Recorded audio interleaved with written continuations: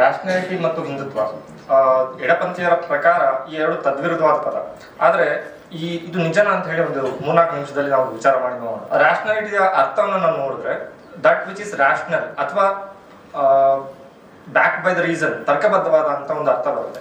ಹಾಗಿದ್ರೆ ಹಿಂದೂ ಸಂಸ್ಕೃತಿ ಪರಂಪರೆ ಇದು ತರ್ಕಬದ್ಧವಾಗಿಲ್ವಾ, ಅಥವಾ ನಮಗೆ ತರ್ಕಬದ್ಧವಾಗಿ ಅದನ್ನ ಜಸ್ಟಿಫೈ ಮಾಡಲಿಕ್ಕೆ ಬರ್ತಾ ಇಲ್ವಾ ಅನ್ನೋದು ಪ್ರಶ್ನೆ. ಸೊ ನಾವು ಕೇವಲ ಹಿಂದೂ ಧರ್ಮದ ಒಂದು ಲಿವಿಂಗ್ ಎಂಬಾಡಿಮೆಂಟ್ ಆಗದೆ, ರ್ಯಾಷನಲ್ ಥಿಂಕಿಂಗ್ ಇಲ್ದಲೆ ಕೇವಲ ಒಂದು ಒಣ ಪ್ರತಿಷ್ಠೆ, ಒಣ ಜಂಬದ ಮೇಲೆ ಹಿಂದೂ ಧರ್ಮ ತುಂಬಾ ಮಹತ್ತರವಾದದ್ದು, ಹಿಂದೂ ಧರ್ಮದಲ್ಲಿ ಎಲ್ಲ ಇದೆ ಅಂತ ನಾವು ನಂಬೋದು ಹೇಗಿದೆ, ಎಷ್ಟು ಸರಿ ಅನ್ನೋದು ನಾವು ಪ್ರಶ್ನೆ ಮಾಡ್ಕೋಬೇಕು. ಮತ್ತೆ ಹಿಂದೂ ಧರ್ಮದಲ್ಲಿ ಇರುವ ದೇವರ ಕಲ್ಪನೆ ಒಂದು ತಗೊಂಡು ನಾವು ಮಾತಾಡೋದಾದ್ರೆ, ಯಾರು ನಮ್ಮ ಹಿಂದೂ ವಿಗ್ರಹಗಳ ಬಗ್ಗೆ, ದೇವತಾ ಆರಾಧನೆಗಳ ಬಗ್ಗೆ ಕೇಳಿದ್ರೆ ನಾವು ನಂಬಿಕೆ, ವಿಶ್ವಾಸ ಅಥವಾ ಪೂಜೆ ಮಾಡಿರೋ ಒಂದು ಮನಃಶಾಂತಿ, ಈಗ ಒಂದು ಮೀಡಿಯೋಕರ್ ಆನ್ಸರ್ ಅನ್ನ ಕೊಡ್ತೀವಿ, ಅಥವಾ ಯಾವುದೋ ಒಂದು ಗ್ರಂಥವನ್ನ ನಾವು ಕೋಟ್ ಮಾಡ್ತೀವಿ. ಆದ್ರೆ ಯಾವುದೋ ಒಂದು ಗ್ರಂಥದ ಆಧಾರದ ಮೇಲೆ ನಾವು ಒಂದು ವಿಶ್ವಾಸವನ್ನ ಇಡ್ತಾ ಇದ್ದೇವೆ ಅಂತ ಹೇಳಿದ್ರೆ, ನನಗೂ ಹಾಗೂ ಒಂದು ಗ್ರಂಥದ ಮೇಲೆ ಆಧಾರದ ಮೇಲೆ ಭೂಮಿ ಫ್ಲಾಟ್ ಇದೆ ಅಂತ ಹೇಳೋ ಒಬ್ಬ ವ್ಯಕ್ತಿಗೂ ಯಾವ ವ್ಯತ್ಯಾಸ ಕೂಡ ಇಲ್ಲ. ಸೊ ನಾವು ಈ ನ್ಯಾಯ ದೇವತೆಯ ವಿಗ್ರಹವನ್ನು ನೋಡಿದ್ರೆ ಇದು ಒಂದು ತತ್ವವನ್ನು ಹೇಳುತ್ತೆ. ಇದು ಯಾವುದೇ ರೀತಿಯಾದ ಒಂದು ಪೌರಾಣಿಕ ಹಿನ್ನೆಲೆ ಇಲ್ಲ. ಸೊ ಒಬ್ಬ ಏಥಿಯಿಸ್ಟ್ ಜಡ್ಜ್ ಕೂಡ ಇದಕ್ಕೆ ಬಂದು ನಮಿಸಿ ಹೋಗ್ತಾನೆ, ಯಾಕಂದ್ರೆ ಇಲ್ಲಿ ಯಾವುದೇ ಒಂದು ಪಾರ್ಶಿಯಾಲಿಟಿ ನ್ಯಾಯ ಅಥವಾ ಶಿಕ್ಷಣ ಕೊಡುವಂತ ತತ್ವ ಇದೆ.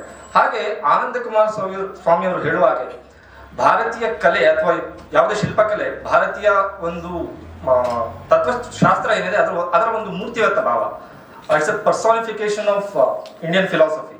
ಸೊ ನಾವು ಯಾವುದೇ ಒಂದು ವಸ್ತುವನ್ನ ನಿರ್ಮಾಣ ಮಾಡ್ಬೇಕಂತ ಹೇಳಿದ್ರೆ ಒಂದು ಜ್ಞಾನದ ಅವಶ್ಯಕತೆ ಇದೆ. ಹಾಗೆ ಜ್ಞಾನ ಮತ್ತು ಸೃಷ್ಟಿಕರ್ತನ ಒಂದು ಬೋತ್ ಆರ್ ಕಪಲ್ಸ್. ಹಾಗೆ ಒಂದು ಸಿಸ್ಟಮ್ ಸಸ್ಟೈನ್ ಆಗ್ಬೇಕಾದ್ರೆ ಅದಕ್ಕೆ ಸಂಪತ್ತಿನ ಅಗತ್ಯ ಇದೆ. ಹಾಗಾಗಿ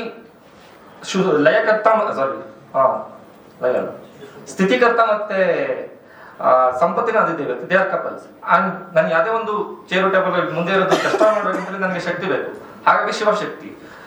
ಸೊ ಹಾಗಾಗಿ ನಮ್ಮ ಭಾರತೀಯ ಕಲೆ ಅಥವಾ ಸಾಹಿತ್ಯ ಏನಿದೆ ಇದು ಒಂದು ಅಲ್ಟಿಮೇಟ್ ರಿಯಾಲಿಟಿ, ಒಂದು ಮಹತ್ತರವಾದ ಒಂದು ಸತ್ಯವನ್ನ ನಮಗೆ ಅರ್ಥ ಮಾಡಿಸ್ಕೊಳ್ಳೋದಕ್ಕೆ ಒಂದು ಮೆಟಫರ್ ಮುಖಾಂತರ ತುಂಬಾ ಸುಲಭವಾದ ವಿಧಾನ. ಮತ್ತೆ ಇಲ್ಲಿ ನಾವು ಯಾವ ತತ್ವ ನನಗೆ ಇಷ್ಟ ಆಗಿದೆ ಆ ತತ್ವದ ಒಂದು ಮೂರ್ತಿವತ್ತ ಭಾವವನ್ನು ನಾನು ಆರಾಧಿಸ್ತೇನೆ. ಅದಕ್ಕೆ ಇರುವ ಒಂದು ಪೂಜಾ ವಿಧಾನ ಏನಿದೆ, ಒಂದು ಕರ್ಮ ಏನಿದೆ, ಅದು ಅದರ ಮೇಲೆ ಒಂದು ಕಮಿಟ್ಮೆಂಟ್ ಅನ್ನು ಹೆಚ್ಚಿಸುವ ಒಂದು ಮಾರ್ಗ ಅಷ್ಟೇ. ಇಲ್ಲಿ ದಕ್ಷಿಣಾಮೂರ್ತಿಯ ಒಂದು ಸ್ವರೂಪ ಇದೆ, ಇದು ಶಿವನ ಜ್ಞಾನದ ಒಂದು ಸ್ವರೂಪ. ಅಲ್ಲಿ ಕೆಳಗೆ ಇರುವಂತಹ ರಾಕ್ಷಸ ಅವನು ಅಪಸ್ಮಾರಸ, ಅದು ನಮ್ಮ ಚಿತ್ತ ಚಾಂಚಲ್ಯವನ್ನು, ನಮ್ಮ ಇಗ್ನೋರೆನ್ಸ್ ಅನ್ನ ತೋರಿಸುತ್ತೆ. ಸೊ ಈಗ ನಾವು ಛತ್ರಪತಿ ಶಿವಾಜಿ ನಂತರದಲ್ಲಿ ಮರಾಠ ಸಾಮ್ರಾಜ್ಯ ಏನು ಬೆಳೀತು, ಅದಕ್ಕೆ ಕಾರಣ ಪ್ರತಿಯೊಬ್ಬ ಮರಾಠ ಪ್ರತಿ ಶಿವಾಜಿಯಾಗಿ ಕೆಲಸ ಮಾಡ್ತಾರೆ. ಹಾಗೆ ನಾವು ನಮ್ಮ ಒಂದು ಹಿಂದೂ ಸಮಾಜ ಪುನರುತ್ಥಾನ ಆಗ್ಬೇಕಂತ ಹೇಳಿದ್ರೆ ನಾವು ಪ್ರತಿ ಗುರೂಜಿಯಾಗಿ ಒಬ್ಬ ಬೌದ್ಧಿಕ ಇಂಟೆಲೆಕ್ಚುಯಲ್ ವಾರಿಯರ್ ಆಗಿ ನಾವು ಕೆಲಸ ಮಾಡಬೇಕಾಗಿದೆ. ಮತ್ತೆ ನಾವು ಹೆಚ್ಚೆಚ್ಚು ರ್ಯಾಷನಲ್ ಆದಷ್ಟು ನಾವು ಹೆಚ್ಚೆಚ್ಚು ನಮ್ಮ ಸಂಸ್ಕೃತಿ ಬಗ್ಗೆ, ನಮ್ಮ ಧರ್ಮದ ಬಗ್ಗೆ ನಮಗೆ ಕ್ಲಾರಿಟಿ ಬರ್ತಾ ಹೋಗುತ್ತೆ. ಹಾಗೆ ಮತ್ತೆ ನಾವೆಲ್ಲರೂ ಇಲ್ಲಿರೋರೆಲ್ಲ ಅಪೇಕ್ಷೆ ಮಾಡ್ತೀವಿ ಸಂಸ್ಕೃತ ಮತ್ತೆ ವೇದ ಉಳಿಬೇಕು ಅಂತ ಹೇಳಿ. ಕೇವಲ ವೇದ ವಿಜ್ಞಾನ ಗುರುಕುಲದಲ್ಲಿ ಕೆಲವಷ್ಟು ಜನ ಸಂಸ್ಕೃತ ವೇದ ಕಲ್ತರಷ್ಟೇ ಅದರ ಪುನರುತ್ಥಾನ ಆಗಲ್ಲ. ನಾನು ಸ್ವತಃ ವೈಯಕ್ತಿಕವಾಗಿ ನಾನು ಕಲ್ತರೆ ಮಾತ್ರ ಅದು ಪುನರುತ್ಥಾನ ಆಗೋದು ಅಂತ ಹೇಳಿ ಮುಗಿಸ್ತೇನೆ. Thank you.